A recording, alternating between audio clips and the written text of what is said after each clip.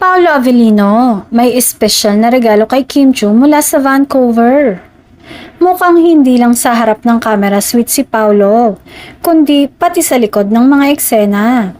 Ayon sa isang source, may espesyal daw na regalo si Paolo para sa kanyang leading lady na si Kim Chiu matapos nilang magtanghal sa ASAP show sa Vancouver kamakailan. Bagamat walang ibinunyag na detalye kung ano ang laman ng regalo, naging usap-usapan ito sa online fan communities ng dalawa.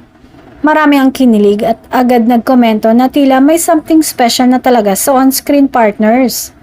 Matatandaan na super visible ang chemistry ni Kim at Paolo sa mga nakaraang public appearances nila, lalo na sa mga behind-the-scenes clips at social media updates mula sa kanilang taping abroad.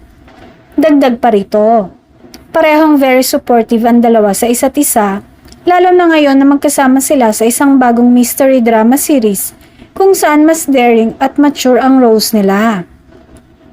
Marami tuloy ang nagsasabing hindi lang sa acting level up si Kim, kundi pati sa closeness nila ni Paolo.